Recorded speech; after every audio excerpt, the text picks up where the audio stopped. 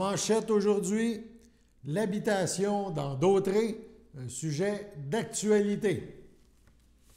Bonjour à tous et bienvenue à votre bulletin d'information sur les ondes de CTRB, votre télévision locale et régionale, aujourd'hui le 29 septembre. Plus récemment, donc il y a 2 jours, le 27 septembre, en après-midi, près de 50 personnes, dont de nombreux élus municipaux de la MRC de Dautré, se sont rassemblés pour un événement touchant l'habitation, un événement ayant pour titre justement l'habitation dans Dautré pour des citoyens bien logés. Ça s'est déroulé à l'espace culturel Jean-Pierre Ferland à Saint-Norbert. Organisé en collaboration avec le comité local de développement social, le CLDS, de Dautré et la municipalité régionale de Comté, la MRC de Dautré, dans le cadre de la démarche de développement social Agir pour mieux vivre dans Dautré. Lors de cet événement, donc, plusieurs panélistes ont pris la parole. Madame Maude Cahouette d'ABO, l'entreprise ABO, a présenté les services de son entreprise. Monsieur Nicolas Fortier et Madame Josée Perrault ont quant à eux présenté le projet Habitation Petite-Rivière à la Valtrie. Enfin, Madame France Desmarchais est venue présenter l'Office régional d'habitation de Dautré et M. Loïc Negan de la Maison de l'innovation sociale, a débuté des consultations qui serviront à la réalisation d'un portrait donc de la situation de l'habitation dans la MRC de Dautré. Par cette occasion, le CLDS de Dautré souhaitait surtout rassembler tous les acteurs de la MRC qui sont interpellés par les enjeux du logement, que ce soit des représentants d'organismes locaux ou régionaux, de municipalités ou encore du milieu de la santé. On vous informe qu'il faut prendre note qu'une partie de la rue de Bienville à Berthierville sera fermée à la circulation à compter de 20h ce soir, dû à des travaux qui s'effectueront dans la rue à la hauteur de la rue Chénard. Les automobilistes sont donc invités, dès que ça sera fermé, à prendre la rue Frontenac pour ceux qui arrivent des îles et pour ceux qui veulent rejoindre le traversier. Des indications seront installées pour rejoindre la route 158 et le traversier. Les travaux devraient être terminés au cours de la nuit. C'est demain qu'aura lieu les Grands Prix de la culture de la Naudière.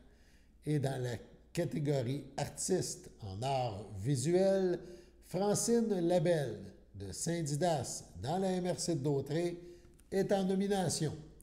CTRB l'a rencontrée et a discuté avec elle de son art.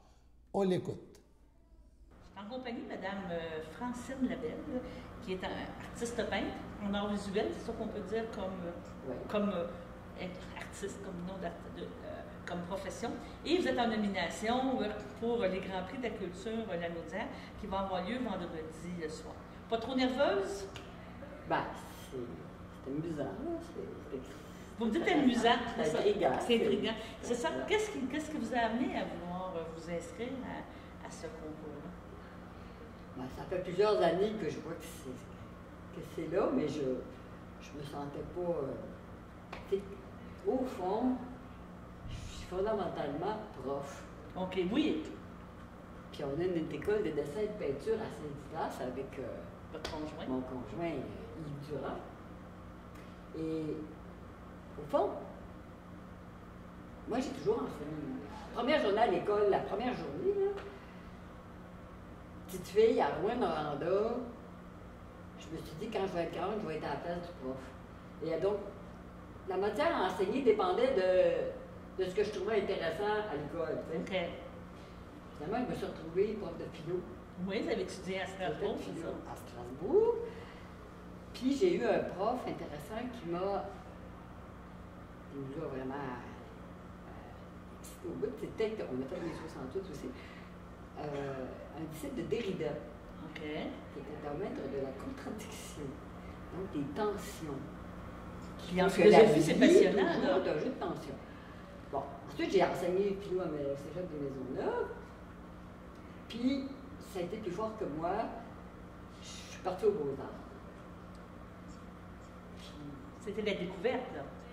Mais en fait, ma mère avait fait Beaux-Arts avant la guerre. OK. Puis c'était compliqué à l'époque parce qu'il y avait une loi Bortua, puis ce que les autres avaient appris à l'école, puis c'est en tout cas bref. Elle a peint, elle rêvait de peindre, mais bon, elle s'y est pas mis. Mais moi, j'ai grandi là-dedans. Donc, pas de cahier à colorier, il fallait qu'on y aille direct. Bon. Mais je pensais jamais, moi, à m'en aller là-dedans, parce que ça avait l'air d'être un dilemme, oui, c'est ça. Mais quand je me suis retrouvée aux Beaux-Arts, je suis tombée sur un prof, Jean Gauguin. Un prof.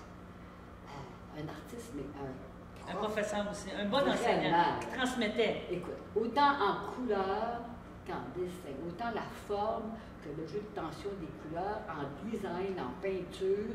Il disait créer, c'est associer. Tu fais à manger, tu associes des goûts, tu associes des couleurs, tu associes des textures, tu peins, tu associes des couleurs, des formes, des tensions. Et il n'était pas question d'éliminer des pigments. Restriction de pigments, ce qui était assez courant aux Beaux-Arts. Pour être sûr de réussir un tableau, tu réduis le nombre de pigments, comme ça, tu ne te plantes pas. Okay. Non, on joue avec tous les pigments, mais dans l'œil, il faut que ça se stimule et que l'œil se promène, Cézanne. Je vois votre désir d'enseigner, votre côté prof, là, vous m'expliquez des choses. Ça me sort par les oreilles. Oui, mais c'est bien, je trouve ça passionnant. Donc, vous êtes une femme passionnée. La passion vous a été transmise par ces professeurs-là aux Beaux-Arts et vous, aujourd'hui, vous transmettez cette passion. Je m'imagine, moi, aller à vos cours d'art, vos cours de peinture, votre atelier et tout. Moi, je ne suis pas bonne art. Pas vrai, ça n'existe pas. Bon. Non, ça n'existe pas. C'est juste que vous n'avez pas essayé. Bon. Encore, on ne vous a peut-être pas mis dans des situations pour pouvoir essayer. Mais vous êtes ouverte à tout, c'est ça que je comprends. Absolument. Mais je ne suis pas ouverte à l'amour. OK. Puis votre côté philosophe, votre côté prof de philo, j'imagine que vous l'intégrez en voulant dire... C'est ça qui fait que je peins encore. OK. Parce que c'est clair que le pourquoi je peins, je me le pose à tous les matins. Parce qu'à un moment donné, c'est clair que la peur est toujours là. Tu te retrouves en page blanche puis tu as peur, mais en même temps, il y a un Japonais qui m'avait dit, chez nous, on dit la peur, ça s'en va pas, ça se traverse. OK. Bon. Ce qui fait que là, si tu te dis, bon, c'est quoi la couleur de comment je me sens de ma peur? La couleur du jour. La couleur de ma peur. Ou des fois, je suis curieuse. Je suis curieuse d'avoir peur. C'est encore pire. Mettons, c'est, je sais pas, c'est rouge, puis c'est là. C'est quoi la couleur qui me ferait du bien? Turquoise. Là, les yeux sur le tableau, puis rouge, ça. Tu pars, puis ça y est. C'est passionnant. Oui. Bon, la peur du vide, là, si on se contacte, puis qu'on se dit, le pire qui peut s'arriver, là, c'est quoi? C'est que je le rate. Puis on commence. C'est encore de la peinture, je suis encore en vie. Là. Oui, je suis d'accord, mais c'est passionnant qu'est-ce que vous me dites. Donc, autrement dit, vous exprimez vraiment vos émotions. Vous exprimez ce que vous ressentez. Absolument. Puis ça se bâtit, puis ça se transforme. Parce que si tu pars furieuse, mettons, là, ça va bien. Sauf qu'une fois que ta colère est rendue là, tu ne peux pas être furieux pendant 20 minutes, c'est même trop long. Là. D'un coup, tu tombes dans le vide parce que là, c'est pas prévu, tu te sens bien. Même qu'est-ce que je fais avec ça? Puis là, la couleur qui devient, c'est autre chose, puis la touche, c'est une autre chose. Puis là, ça commence à créer des tensions dans le tableau. C'est ça, les fameuses tensions. Puis là, t'es bien, là, tout à coup, là, ça va bien. Puis là, la chienne te reprend, la peur te reprend, mais merde, ça allait bien, là. Et là, c'est quoi la couleur qui devient? C'est une espèce de brun. Je fais quoi avec ça? Oh! Là, ça. Tout à coup, le tableau, il se met à Mais comprends-tu? Oui. C'est un art martial. Oui. Sur ce, allons à la pause. Bonjour, je me présente Jean Latour. Ça fait 60 ans, ça fait moins de 40 ans que je travaille dans le public. J'ai un message à faire à tous les clients qui ont été bien servis par moi. C'est à votre tour de me rendre un service, de voter pour ma nièce Amélie Drainville pour QS, Québec solidaire. Et en passant, ça fait des années qu'on dit qu'il n'y a pas de jeunes qui se présentent. Il y en a une, profitons-en, on va l'aider. Merci beaucoup. Ensemble, gagnons Berthier!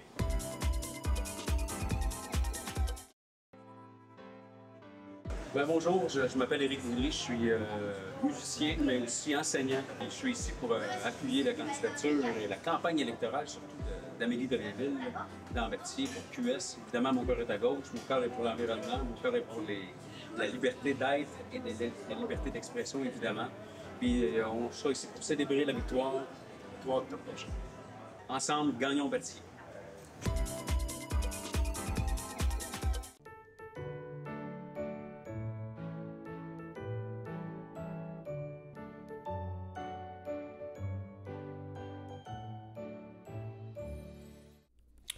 En ce 29 septembre, la FADOC de l'île du Port désire souhaiter bonne fête à Lorraine Hainaut, à Sylvie Plante et à Bernard Dupuis. Donc, on vous souhaite bonne fête. Et si vous qui nous écoutez, qui nous regardez, c'est votre anniversaire aujourd'hui, 29 septembre, eh bien, toute l'équipe de CTRB se joint à moi et vous souhaite un heureux anniversaire. On parle maintenant élection.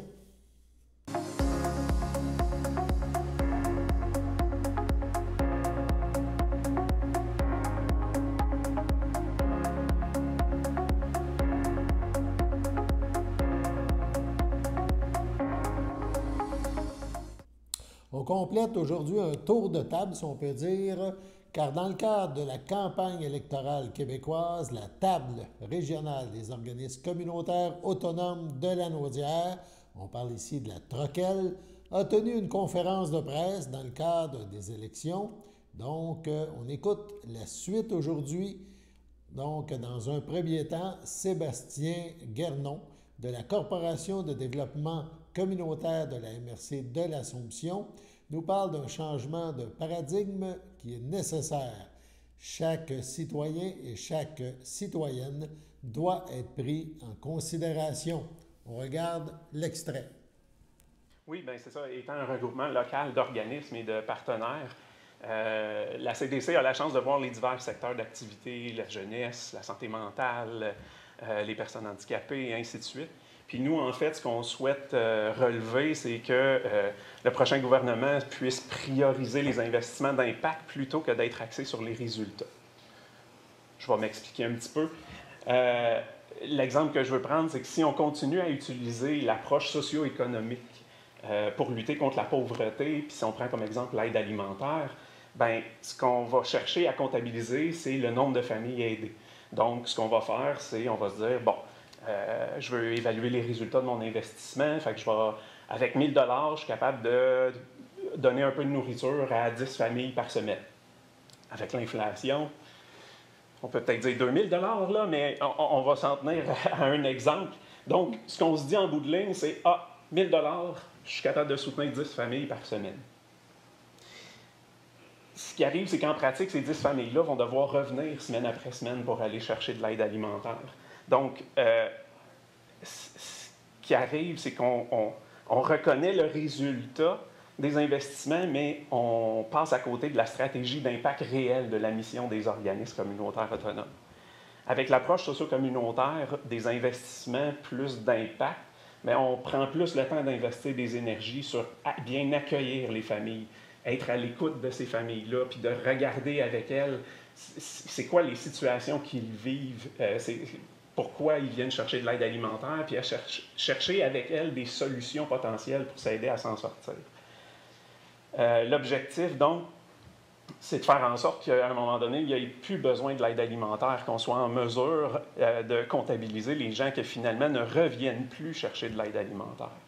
Fait qu'actuellement, le gouvernement préfère investir ou financer le nombre de personnes aidées, donc le résultat, plutôt que de chercher à investir dans des actions qui ont réellement de l'impact pour aider les familles à s'en sortir. Donc, financer l'impact. On souhaite que le prochain gouvernement puisse développer et implanter une nouvelle vision en reconnaissant que d'utiliser la lunette socio-économique pour lutter contre la pauvreté, c'est un réflexe obsolète, qui est maintenant temps d'investir adéquatement dans l'approche communautaire autonome. Je mentionne rapidement que dans la dernière année, les économistes de la firme AppEco, dans une étude commandée par la Table nationale des CDC, a démontré que pour chaque 100 $ investis dans le secteur communautaire, c'est des retombées économiques de 189 $, ce qui est plus que la moyenne de l'ensemble du secteur économique qui, lui, produit 166 $ de retombées économiques. Puis, les économistes, dans leur étude, le nomment aussi, c'est juste la pointe de l'iceberg parce qu'ils ne sont pas en mesure de mesurer les retombées économiques du secteur communautaire, le réel impact. Pourquoi? Parce que justement, on cherche à mesurer le résultat plutôt que l'impact. Les données actuellement ne permettent pas de le faire. Qu'on parle de logement social, d'alimentation, de santé mentale, de transport ou de fiscalité, il faut changer de visée. Il faut enlever les lunettes socio-économiques dans le domaine de la lutte à la pauvreté et à l'exclusion sociale. Puis c'est ce qu'on souhaite faire comme CDC puis comme mouvement communautaire. Collaborer avec le gouvernement pour pouvoir mieux reconnaître les impacts réels d'un financement à la mission, pour mieux reconnaître puis maximiser ces investissements-là, puis pour vraiment y voir plus clair en portant les bonnes lunettes. Pour terminer ce tour de table des organismes communautaires lanaudois, on écoute maintenant Isabelle Leblanc de La Troquelle. Donc, peut-être juste avant de débuter, je préciserais que la table de concertation, en fait, notre mandat principal, il est la défense de droits et la représentation des intérêts des personnes handicapées, familles et proches.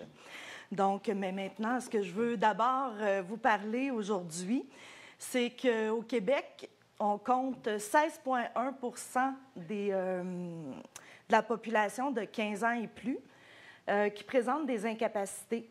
Donc, ça représente un peu plus d'1 million de personnes au Québec.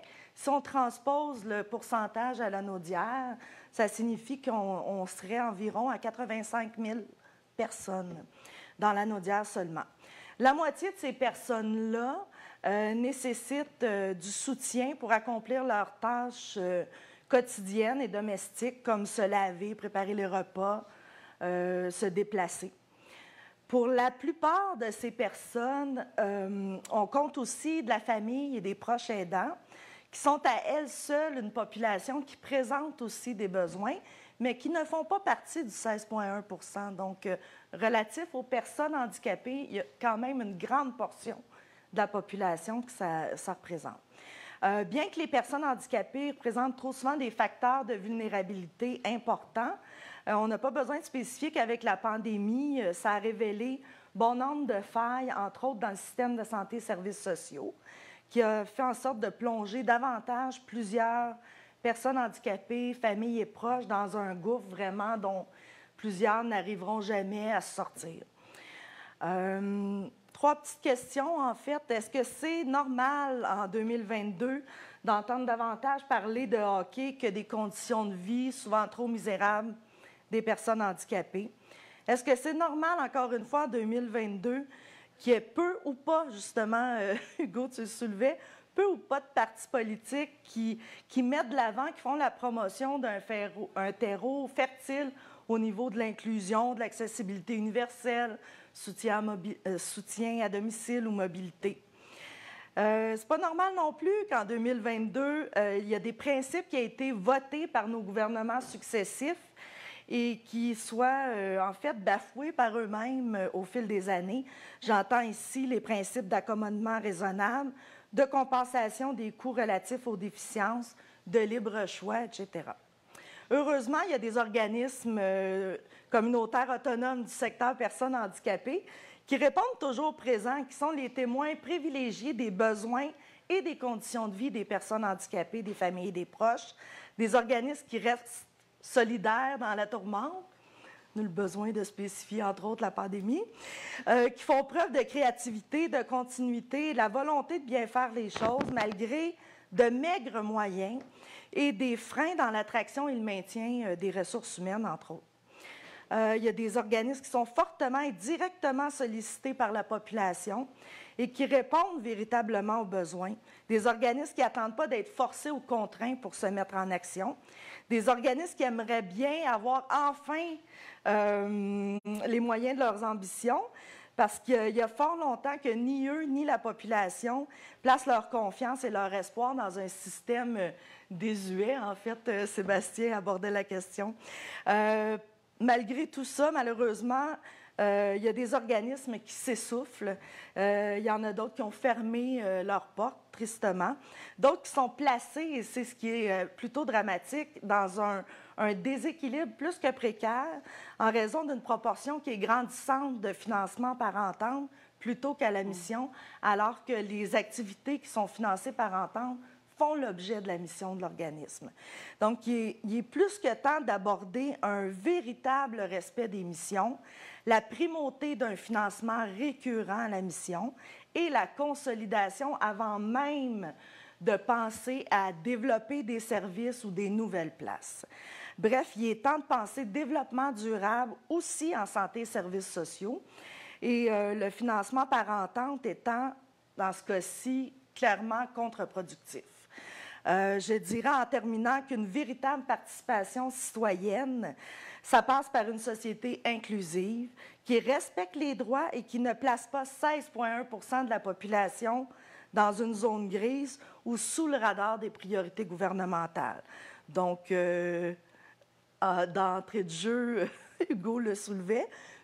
En fait, j'aurais juste envie de dire, pour terminer, qu'au moment de voter, demandez-vous vraiment dans quel genre de société vous souhaitez vivre votre vie. On remercie ces représentants des organismes et de regroupements d'organismes communautaires de la Naudière qui, lors des 3 derniers jours, lors de nos bulletins de nouvelles, nous ont fait le point sur les demandes qu'ils formulent dans le cadre de la présente élection. Demain vendredi, notre bulletin d'information durera 1 heure exceptionnellement.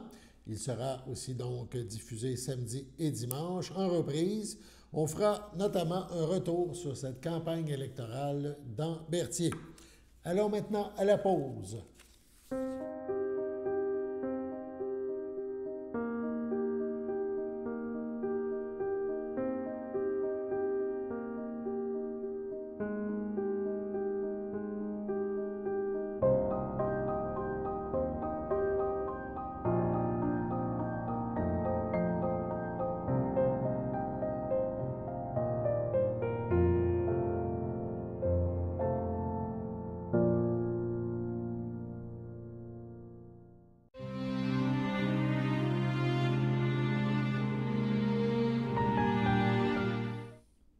Au CHDL de Saint-Charles-Borromée, le 21 septembre, à 71 ans, est décédée Mme Jocelyne Champagne, épouse de Denis Filot, demeurant à Berthierville.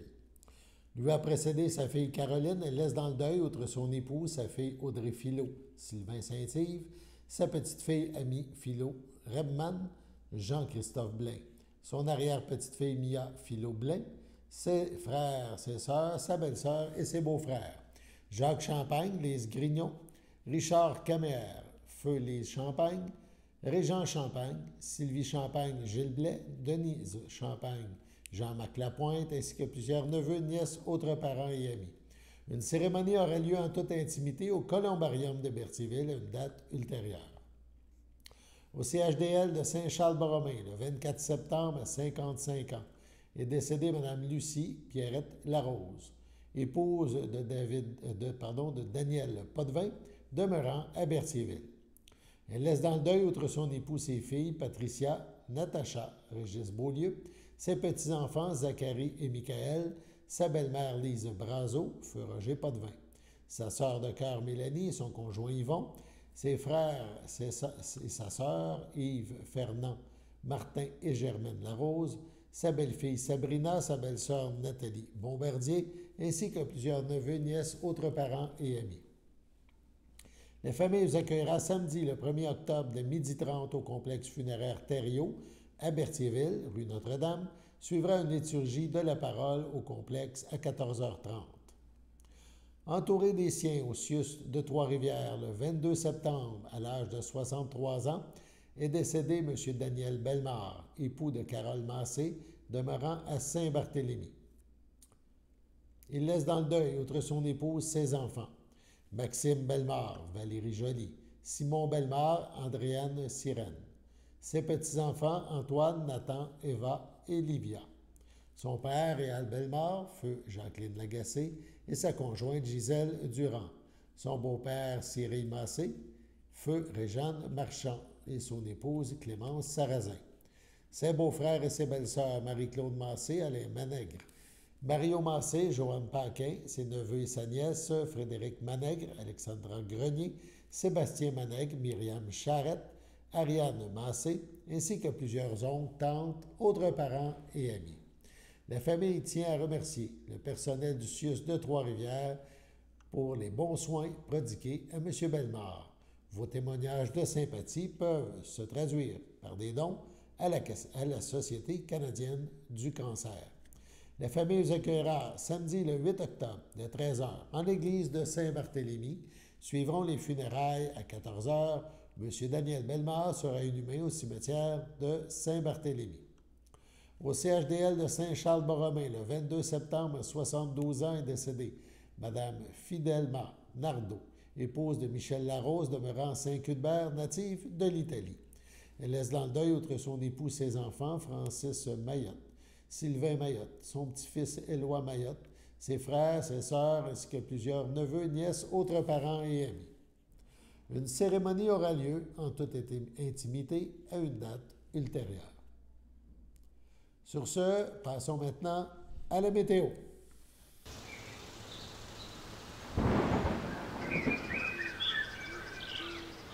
Bienvenue à votre météo du jeudi après-midi. Ce sera ensoleillé avec un passage nuageux. Température de 14, un temps ressenti de 14. Jeudi soir, c'est dégagé. Une température de 9, un temps ressenti de 7. Jeudi nuit, c'est dégagé. Une température de 3, un temps ressenti de 2. Vendredi matin, c'est ensoleillé. Une température de 3, un temps ressenti de 1. Vendredi après-midi, ce sera ensoleillé. Une température de 17, un temps ressenti de 16. Le soir, c'est dégagé, une température de 12, un temps ressenti de 10. Et voilà, c'était tout pour votre météo. Voilà ce qui conclut ce bulletin d'information en ce 29 septembre. Bulletin diffusé sur les ondes de CTRB, votre télévision locale et régionale. Alain Bellumeur au pupitre, qui vous invite à être des nôtres demain pour l'édition spéciale d'1 heure du bulletin d'information, le dernier avant l'élection du 3 octobre. On se revoit donc demain. Bonne fin de journée.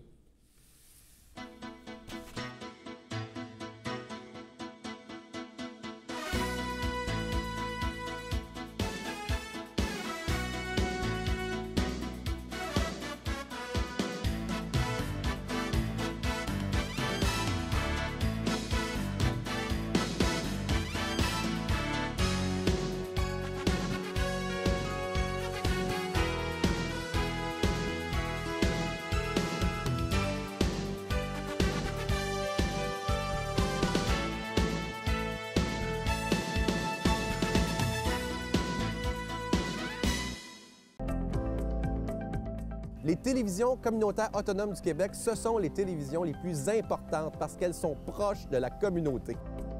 On veut encourager des gens qui parlent de ce qui nous intéresse, mais aussi qui participent au développement local. Mais c'est fini le temps là, où on allait lire une affaire qui a été écrite avant hier au bout du monde. Non! Tu veux savoir ce qui se passe chez vous? Bien, ma télé préférée, c'est la télé autonome communautaire. C'est ici que ça se passe.